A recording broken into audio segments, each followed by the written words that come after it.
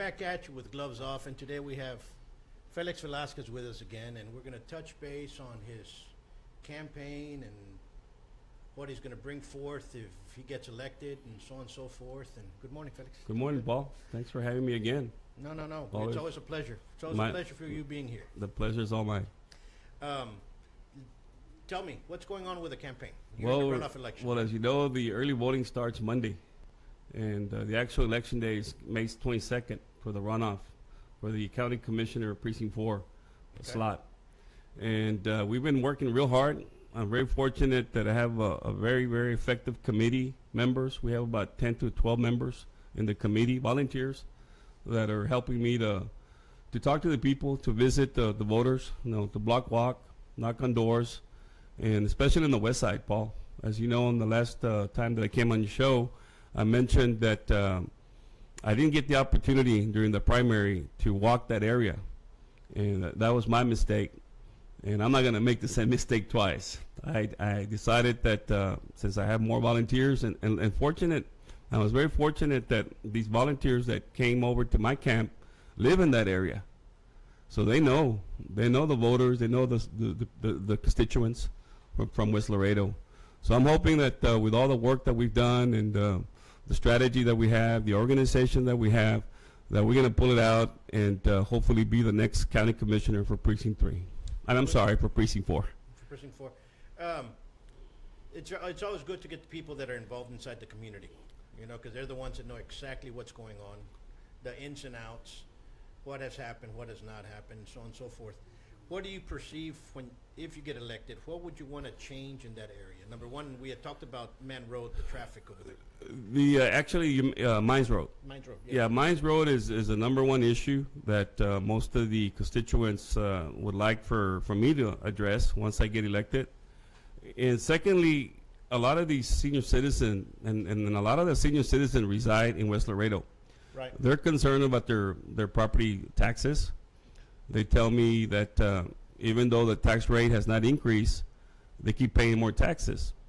And of course, we all know the reason why. Like we've discussed in the past, that is due to the fact that the values keep going up. The property values keep going up. So for that reason, I explained to the people that I've met in West Laredo, especially the senior citizen, that I'm going to place an item in the agenda.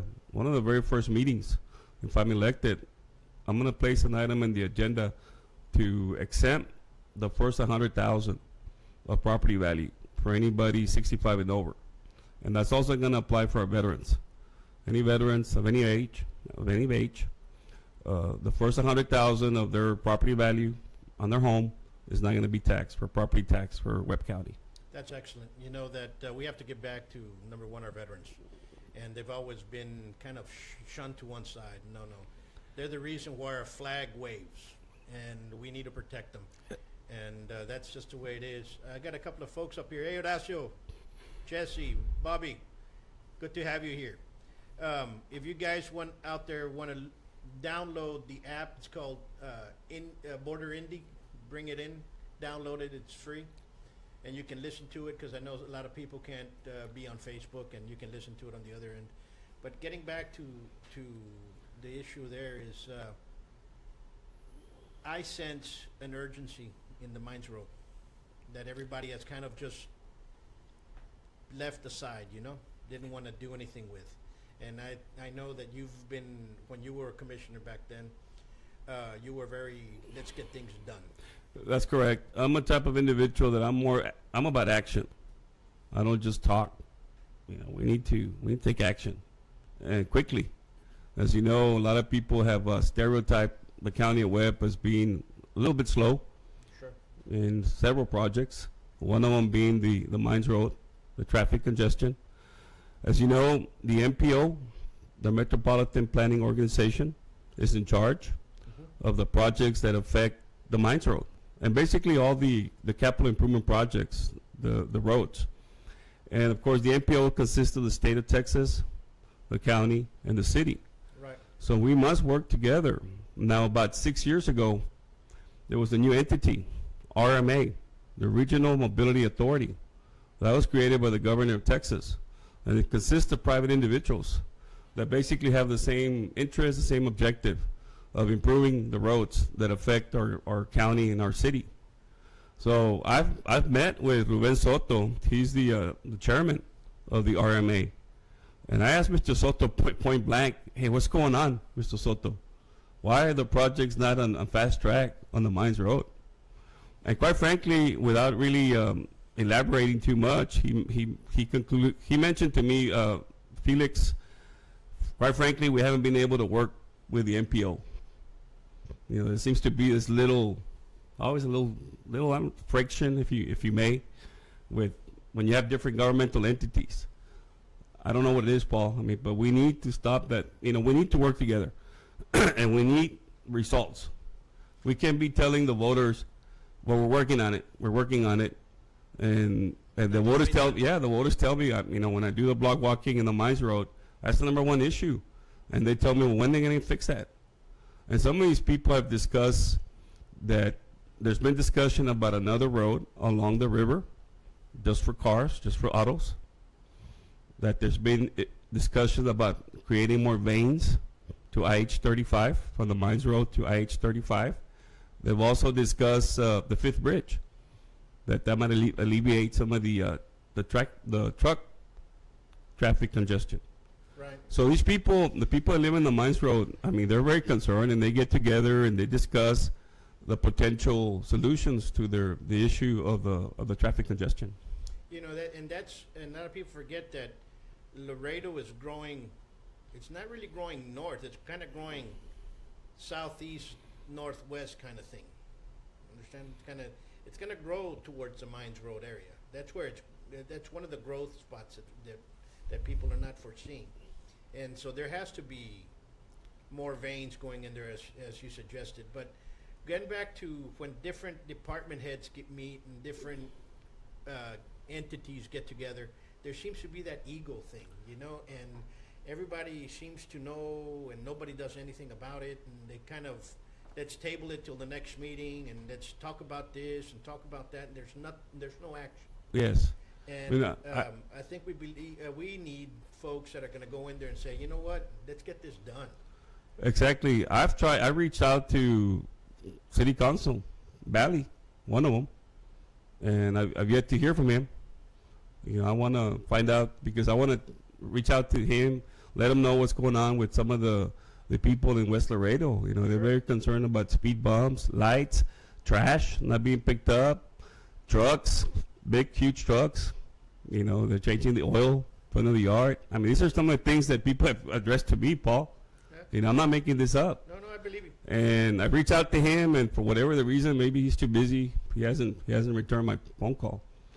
You know, and that's what, you know, that double, how can I say, there's like a double standard with certain government agencies and government departments. We'll do it for you all, but we'll forget about you guys. We're going to do it over here, but don't worry about you all.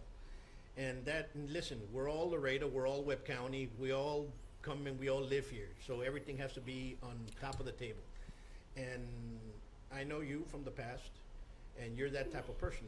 Let's move forward. So it's going to be very beneficial for individuals to understand that. And that's what needs to happen. You know, these egos that I'm over here, this is my district, no. You live in Laredo, you live in Webb County. Let's all move forward. And that's what we need. And if people aren't moving forward, we need to move them out and elect them out, and let's get things done. As you well know from our prior discussions, one of the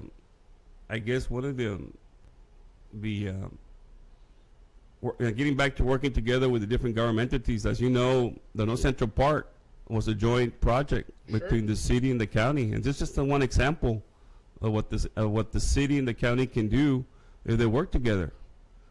I mean, I want to do something similar in Precinct 4, and that's why I'm reaching out to the councilman from that area, Mr. George Algett. I mean, let's work together, George. You know, people are telling me that you know, I walk Green Ranch. That's out in the Mines Road. There's a lot of homes in that subdivision, and they complain about the traffic, but they also complain about not having enough parks.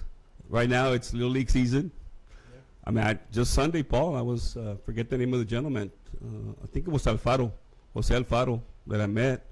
And that was one of his concerns, you know, that we don't have enough parks. And I said, you know, he didn't remember me. He's new to the area or new to Laredo. So he was telling me, no, I'm not very I heard about the North Central Park, but I really didn't know that you and Jean Belmares were instrumental in getting that park started.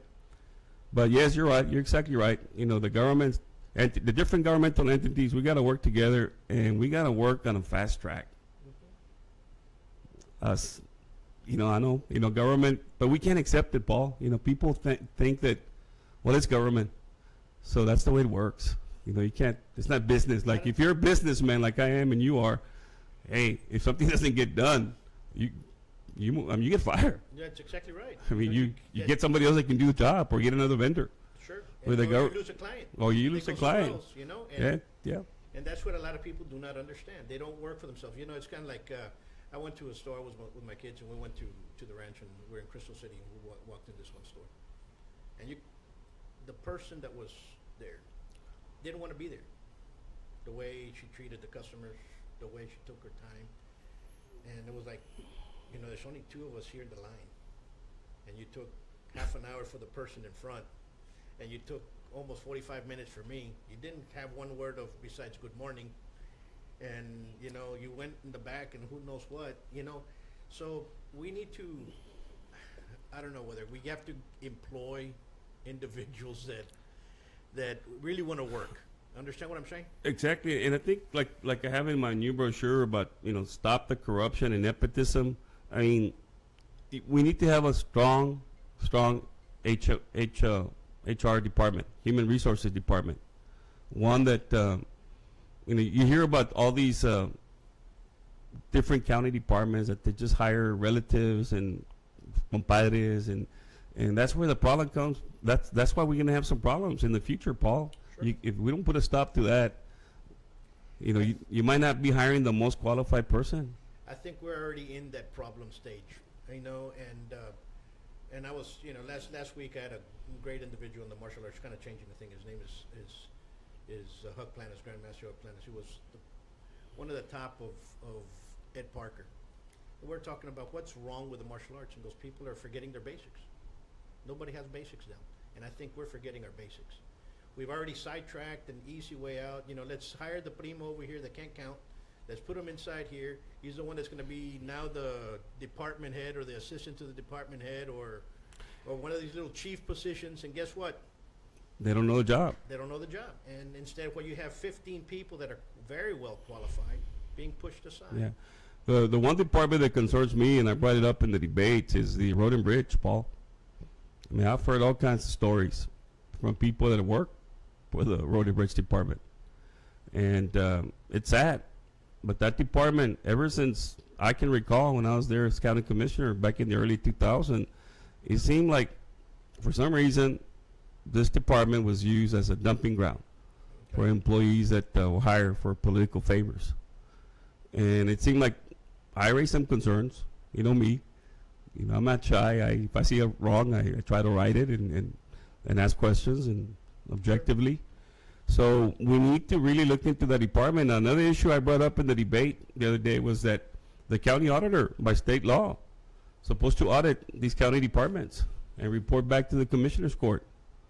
It's more like an operational audit rather than a financial audit. Sure. An operation audit, the auditors go in there and then they look at the controls, the internal controls of that department, and if they're adequate, he reports back to the court, and if they're not adequate, he'll let us know how we can improve that department so they can have adequate controls, internal controls. And that's required by state law. So if once I'm elected, I'm going to ask for the latest audit reports on all the county employees, on all the county departments, especially the road and bridge department. Because I live in the rural area, and I pass through these county roads. They leave a lot to be desired. They're not being maintained adequately, in my opinion. And why?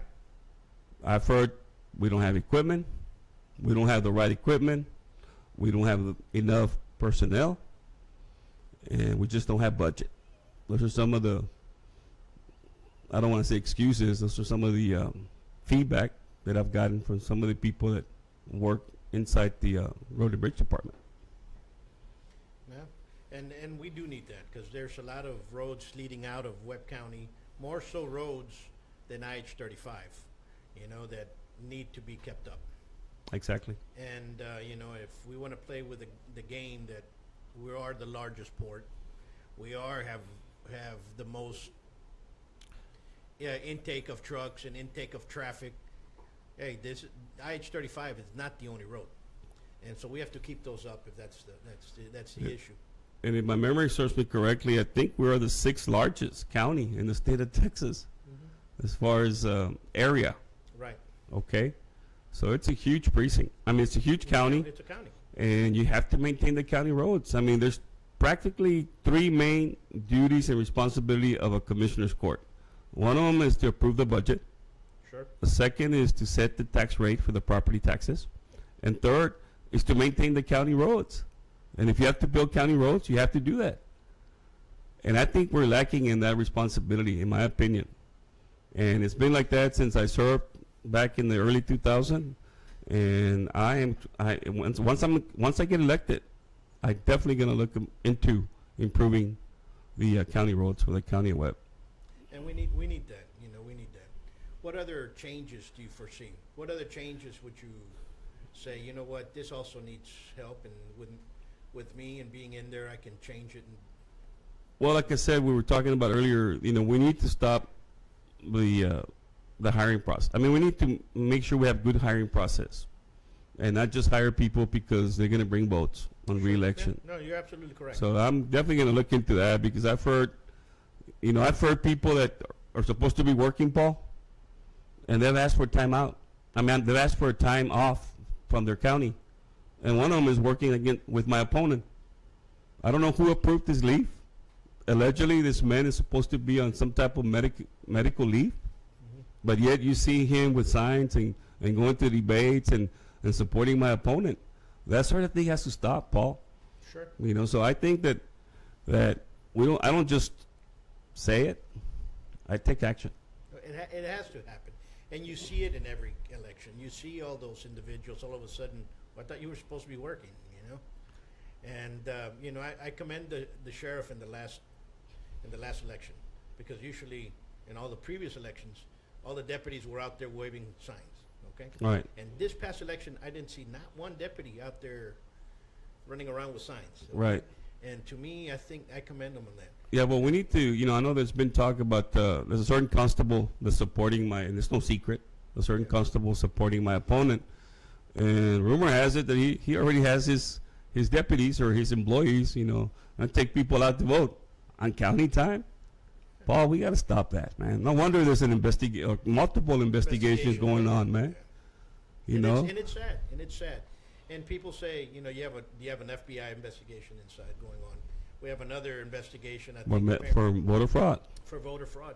Let's touch base a little bit on that, because for years and years, you always hear candidates saying, "I got my race stolen from me." How did you know? And I go, here are my numbers of the people that said that were with me.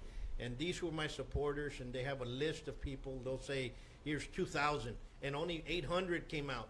But all 2,000 voted.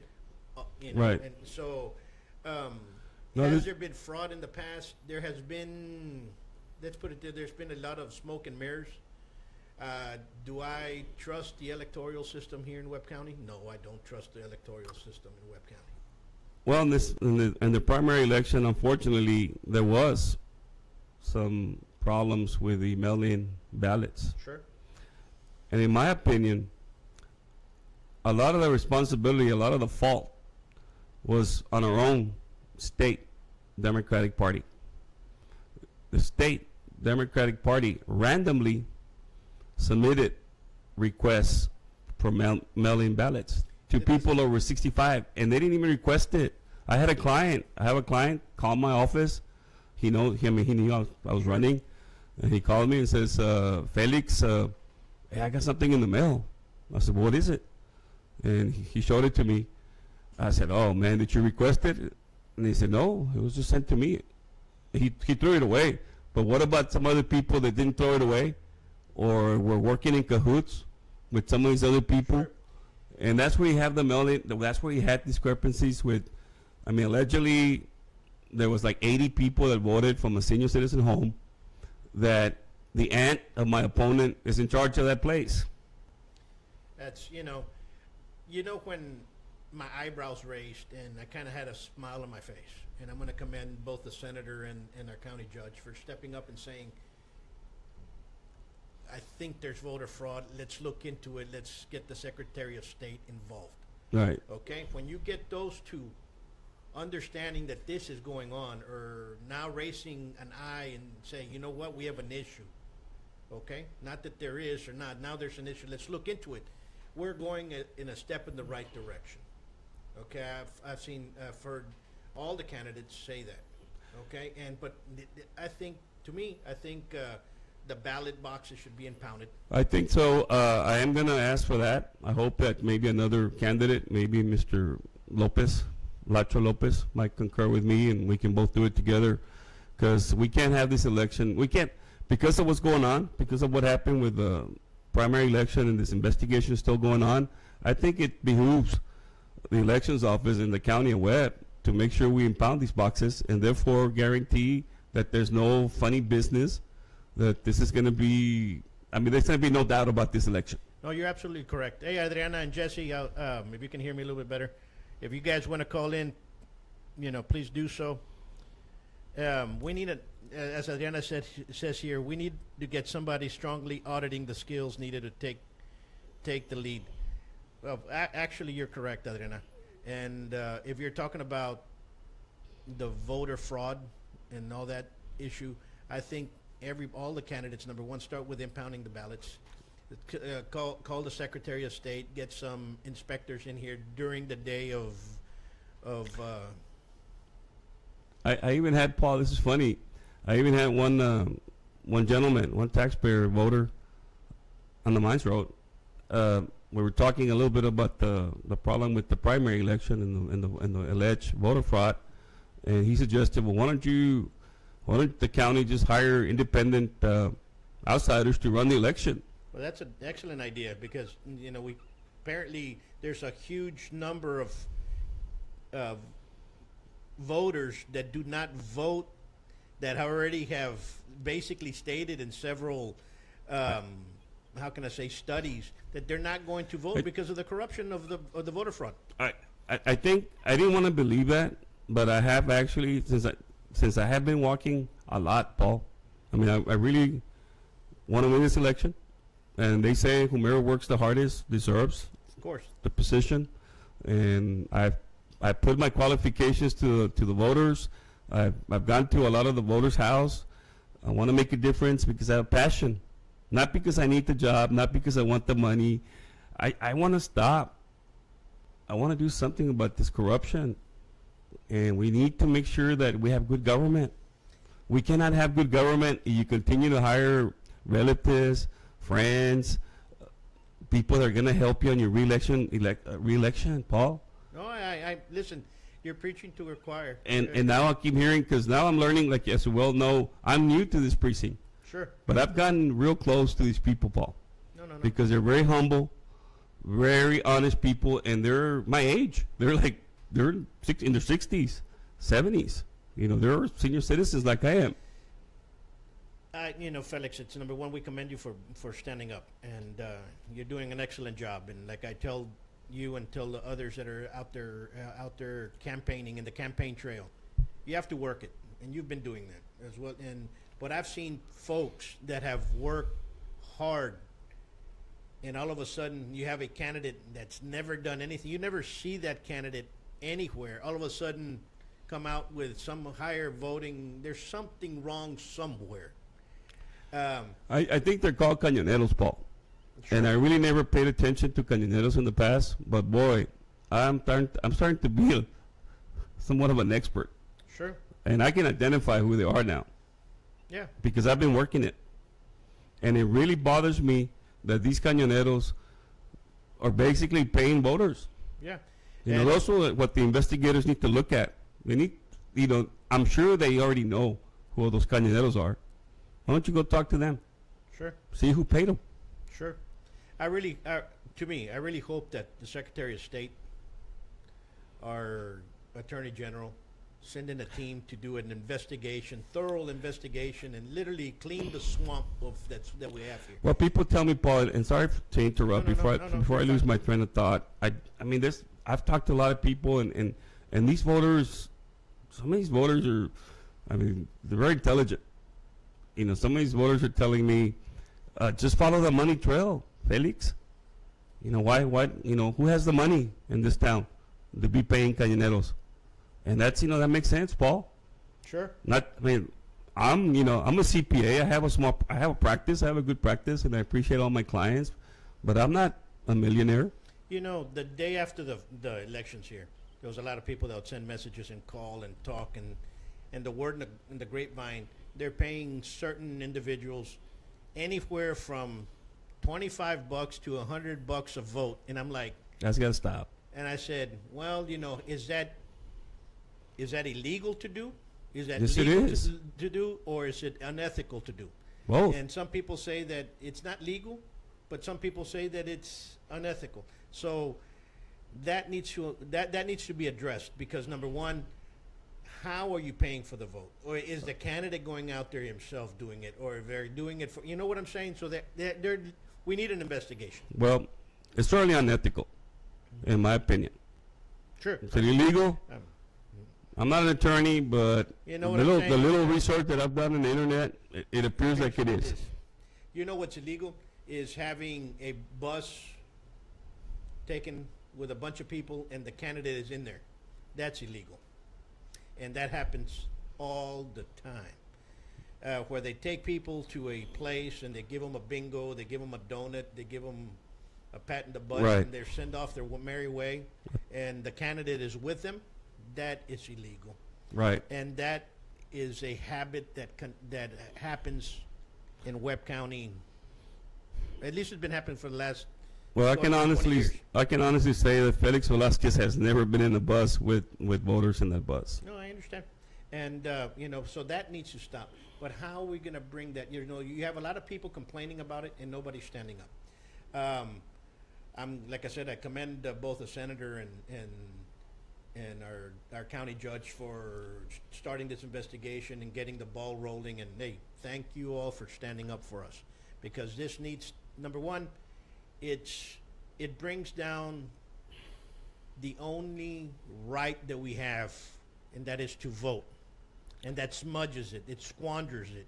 People do not want to go in there. When you have 26,000 that voted the last time, that's nothing. That's nothing. And when I ran in 2000 was when I ran. I believe there was close to 40,000 Sure. that voted. And now, 18 years later, 27,000. And believe me, Paul, I've heard it from people. They have told me. I'm not making this up. I have heard from the voters, and they told me my vote won't make a difference. Está todo comprado. Está todo, los mismos ganan. Y ¿para qué voy a votar? And you hear that everywhere, and you hear it from individuals that are professionals, workers, and those individuals it's tainted. You know, the water's tainted, that has become corrupt. It's a cesspool that folks need to change it. And the only way we're going to change it is by literally having somebody come in here and cleaning the whole mess up. Right. Well, that's why this election of my election of County Commissioner Precinct 4, I think is very important. I'm the most qualified. I've been there. I've only been with the county. I haven't switched from the city or the school district and the county, and who knows what my opponent's going to do next. Maybe, I don't know. I'm a very positive guy, and I'm just stating the facts. You know, on the last debate, she got real negative. She started criticizing me after I had already thanked her for being in the debate. First of all, she did show up. Sure. There was talk that maybe she was going to skip the debate like she did the KGNS debate. And I kept it above, you know. And that's what I'll tell you, and I know Ms. Leando, and I think just keep it above board and keep it going over head high, and shake hands, be as cordial as you've always been, and you know what? And people see that, and people will see the work, and people will see the truth if it's going to come out. And be truthful. When you do something, say the truth. You know what? That can't be done. yes, we can do this, but let's try to do it this way. You know, and when you're that way with the people are going to understand. And I think that's what's going on with you. I mean, you're being truthful. Let's be truthful about everything. That's correct. And I saw something in the internet. I think Laredo Lizard or something like that. I don't remember which entity or which where that information was coming from. But they were talking about the property values going up and people paying more taxes. And I think I heard one of the commissioners from Precinct 1, Gonzalez, state that he was interested in lowering the tax rate. Sure. Well, for the record, in 2004, I introduced an agenda item to lower the tax rate by 2 cents, and it passed. And that's probably the last time, Paul, that the tax rate for the county of Webb has been lowered. We know the formula. Property values go up, and if the rate stays the same, we're still going to generate more tax revenue for the county. But the county keeps growing, so there's more services. More importantly, and like I said in the debate, we need to control the expenditures. And I've always been about stopping the wasteful spending. I mean, just as an example, I'm not for these frivolous lawsuits where we hire these outside attorneys to defend, a sexual harassment case. No, I understand. And that, I always thought the county attorney was the one that was going to take care of the business of their... Well, I'm for the county attorney. I mean, he's a county attorney. He should be able to defend us on legal matters, and we should rely on him for legal matters. We shouldn't be hiring outside attorneys that's going to cost money, and ultimately the taxpayers are the one that's going to be stuck with the bill. Yeah, and you're absolutely correct. And I think there's duplications of services that should not be around.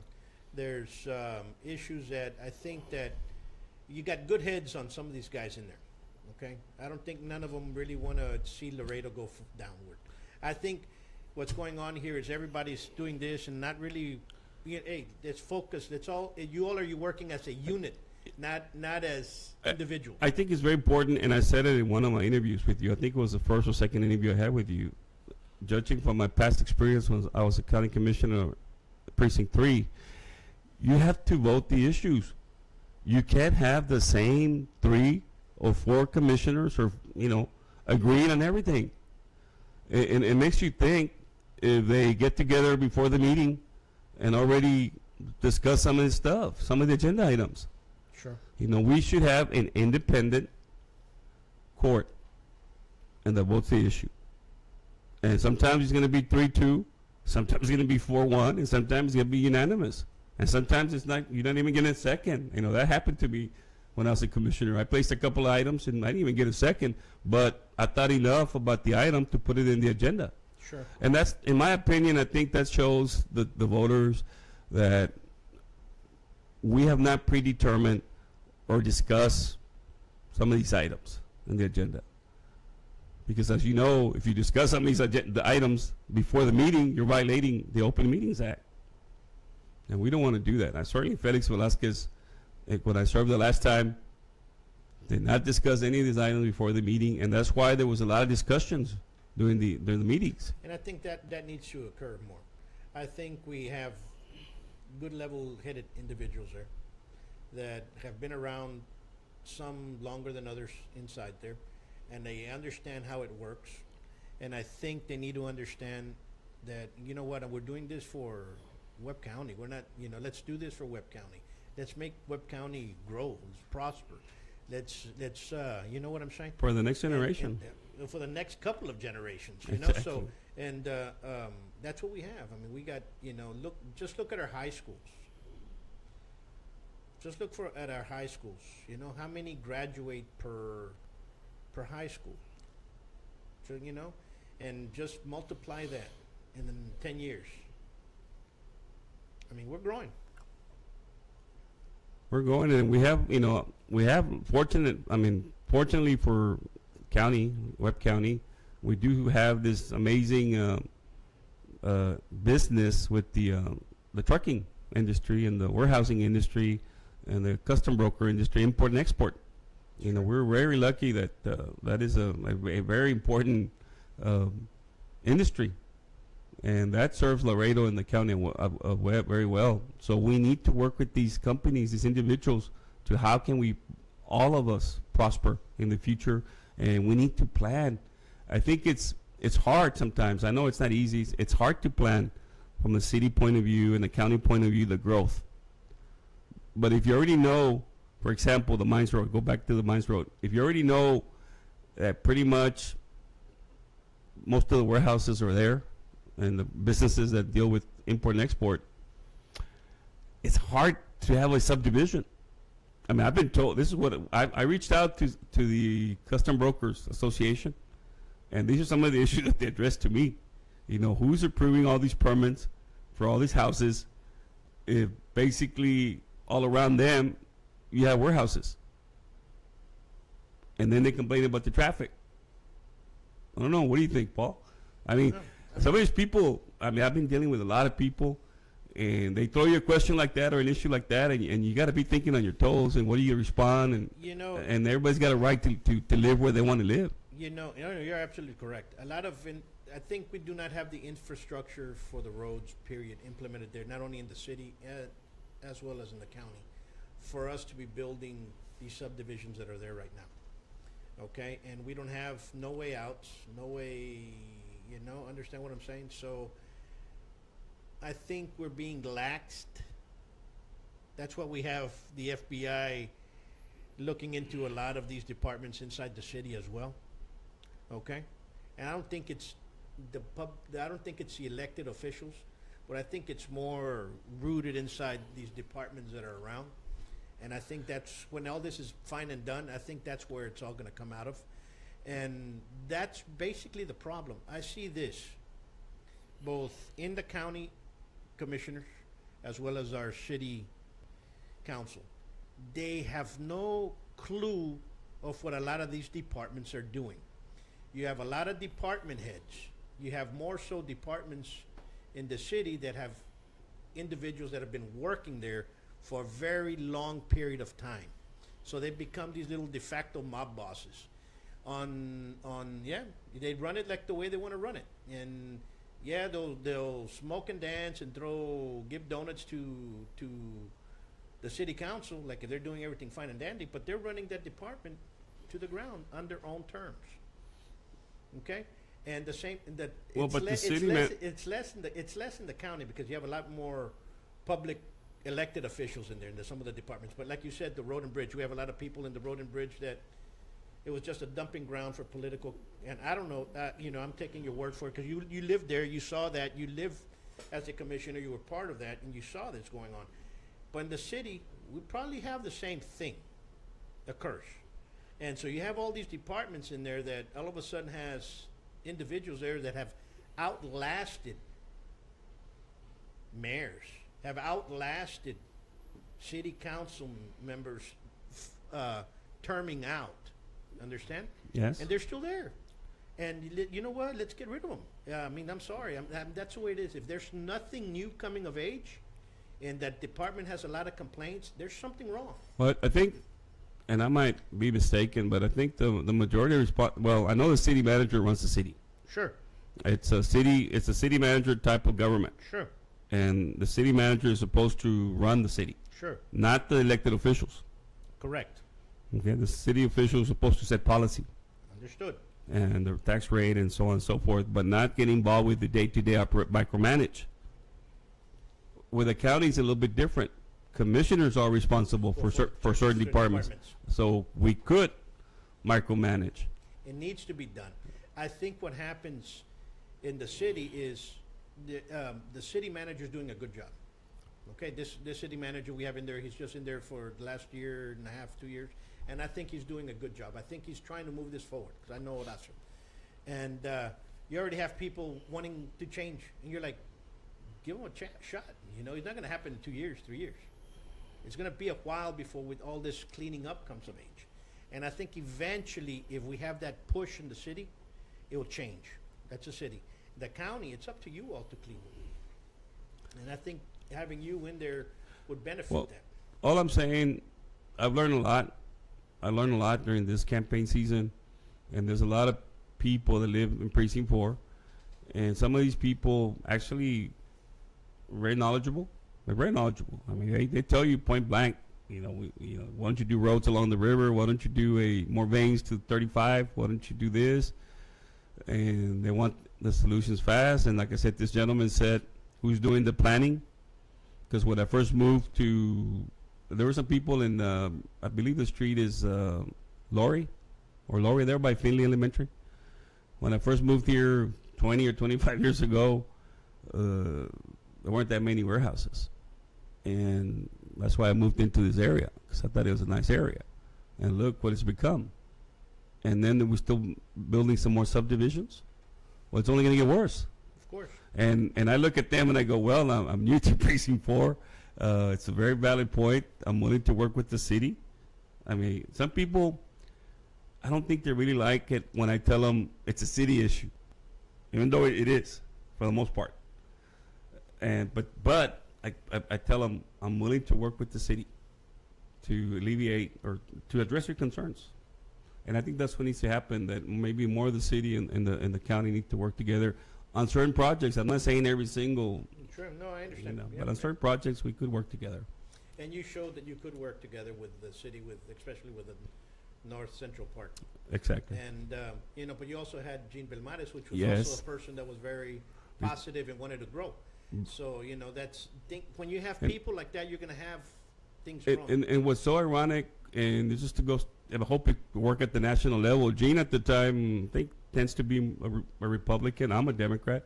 But there's no reason why a Republican and Democrat can't work together if you both want good government and less taxes and more parks. So we have a lot of attributes.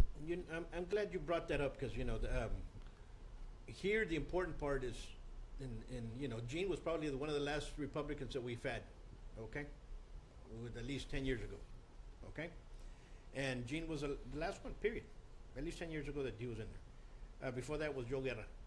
Okay. After that, there's none. So we have all this voter fraud coming up.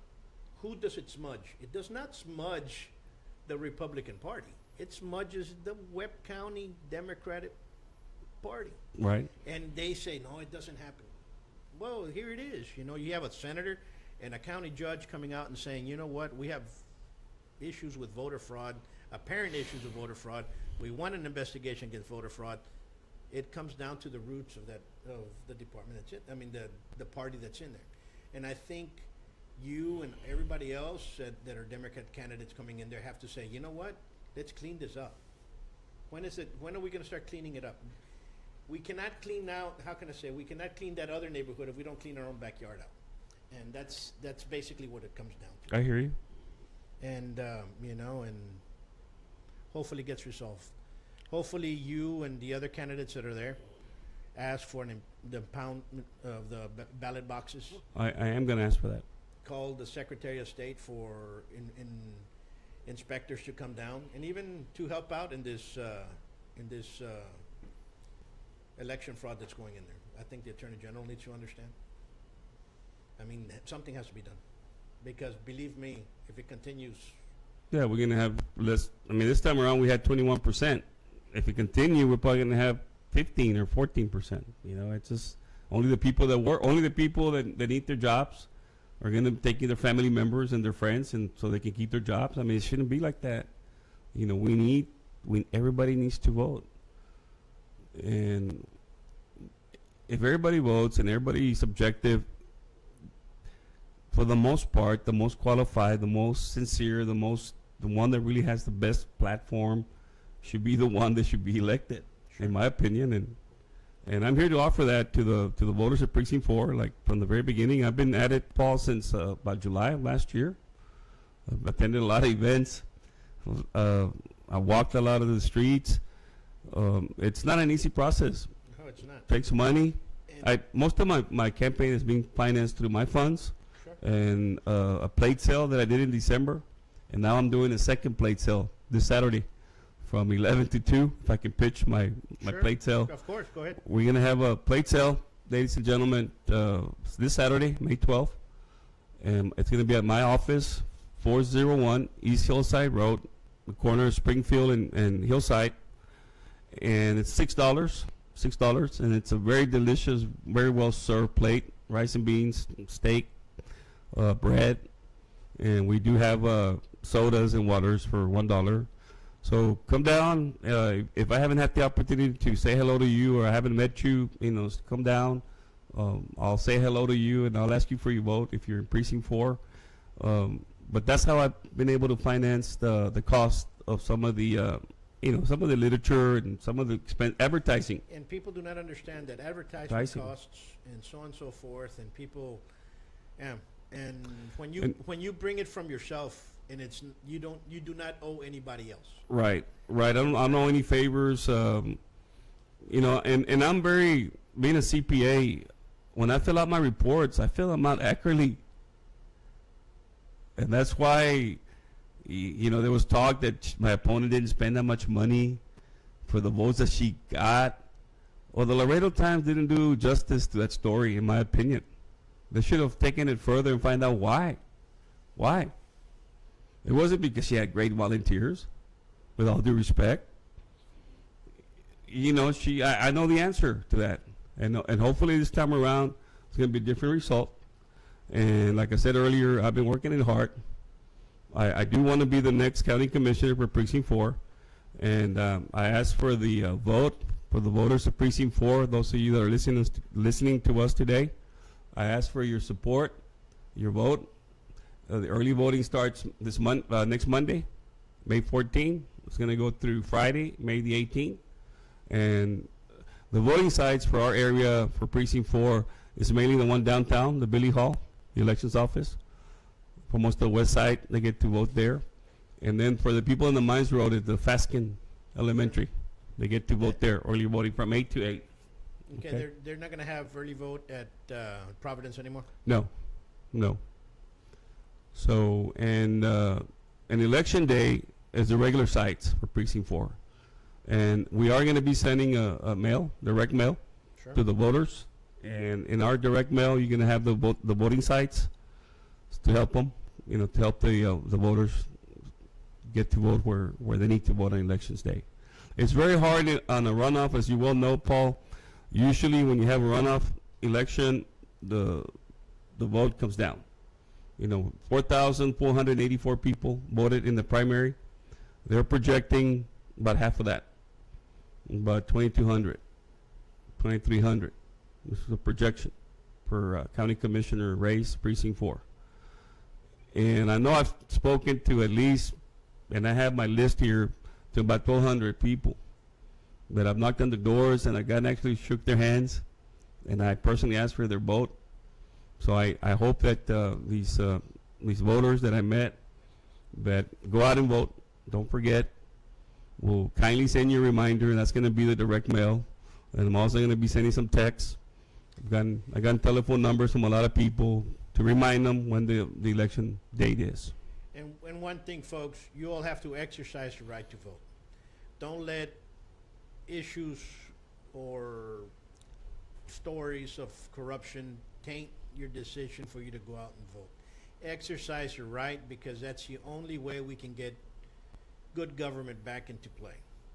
And that's the only way we can clean up some of the issues that are around, and that's the only way we can progress in Laredo as a whole.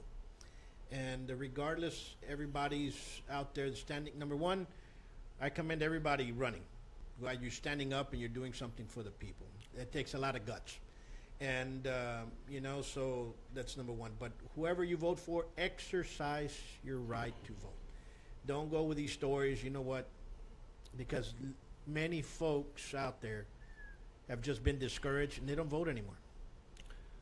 It's unfortunate, but it's there's a lot of truth behind. There's a lot of truth behind that statement. And Felix, we wish you the best. Thank you, Paul. And great success on your steak plate sale this Saturday. Thank you. It's going to be on Hillside and Springfield, in the corner of Hillside and Springfield. You can't miss it. And anything else you want to tell? Well, just as a last reminder, especially to the people that are listening to us, I humbly ask for your vote on May 22nd. Early voting starts May 14th through the 18th. I need you. I need your vote. Together we can make a difference, and let's bring accountability, less taxes, back to the court, and more importantly, let's stop this corruption and nepotism process that's currently going on at the county of Webb. You have a wonderful day, a wonderful week, and God bless all of you. God bless America. God bless Webb County and the city of Laredo. Thanks. And for you guys out there, a lot of people say, you know, this is open to everybody. Anybody who wishes to advertise with us can go ahead and call Border Indy. The number's going to be up there. It's open for advertisement because that's the only way we can continue with these shows going up here. And once more, be safe, and we'll see you soon. And we'll have a great guest on Thursday, which is Judge Velis from the South, who is also in a runoff election. And we'll hear what he has to say because he's a person that rarely comes out of his office. And we want to see what's going on with the South Side Justice of the Peace system. Again, until next time, peace.